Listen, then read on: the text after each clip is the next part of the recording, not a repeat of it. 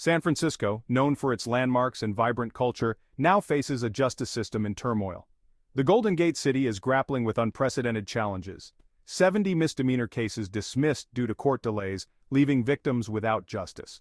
These dismissals are not just numbers, they represent real criminals and real lives affected. Rising crime rates and a beleaguered system have sparked outrage and debate. How could this happen? Who is to blame? The community demands answers and accountability. The dismissals highlight a system struggling to cope. Overworked clerks, backlogged cases, and a shortage of judges contribute to the chaos. San Francisco must now grapple with the fallout and search for answers. City officials, community leaders, and residents must come together to find solutions and restore faith in the justice system. These weren't just numbers on a docket, they were lives, stories, and futures hanging in the balance. 70 individual cases, each with a story, each with a victim impacted. Each case represented a person, a family, and a community affected by the actions of others. DUIs, sexual battery, and restraining order violations, lives put on hold, waiting for justice.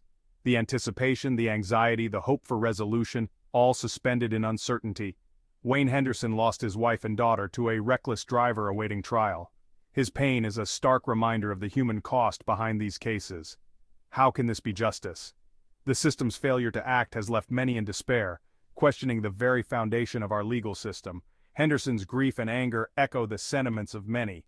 The community's outcry is a plea for accountability and reform. The dismissals represent a profound failure of the system to protect and deliver justice. It's a call to action, a demand for change, and a reminder that behind every case number, there are victims waiting patiently for justice. The blame game began almost immediately. Prosecutors blamed judges for dragging their feet, ignoring deadlines for speedy trials. Judges countered, saying the district attorney's office wasn't prioritizing cases effectively. Victims felt caught in the middle, wondering if anyone was taking responsibility. "It's like they're playing hot potato with our lives," one victim remarked. The blame game highlighted the dysfunction, leaving the public skeptical of the justice system.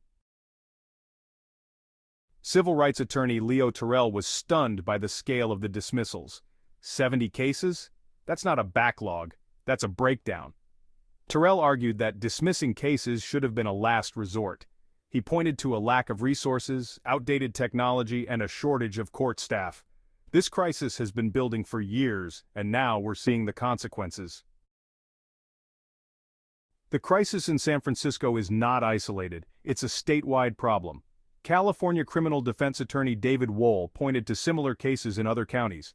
The system is overwhelmed, with not enough resources to handle the caseload. Budget cuts, a shortage of judges, and the COVID-19 pandemic have exacerbated the crisis.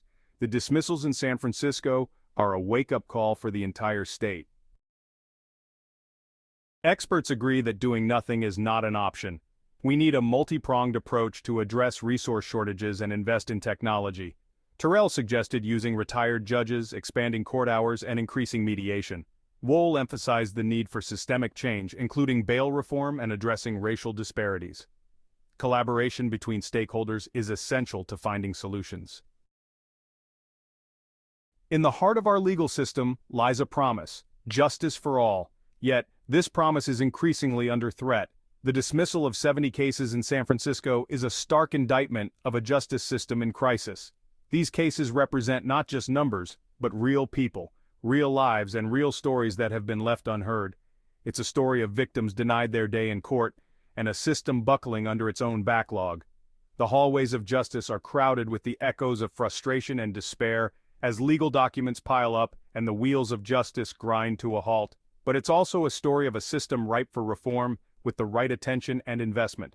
Discussions are taking place, ideas are being shared, and there is a glimmer of hope that change is possible. The time for finger-pointing is over. The time for action is now. Communities are rallying, voices are rising, and the call for justice reform is louder than ever. Activists and citizens alike are demanding a system that works for everyone. Only then can San Francisco and California begin to restore faith in a system that has lost its way. By coming together, investing in our courts, and prioritizing justice, we can rebuild a system that truly serves its people. The journey to restore faith is long, but it begins with a single step towards action and accountability. Thank you for watching till the end. Stand up for free speech and help protect the free exchange of ideas online. Please like and subscribe to help us reach more viewers.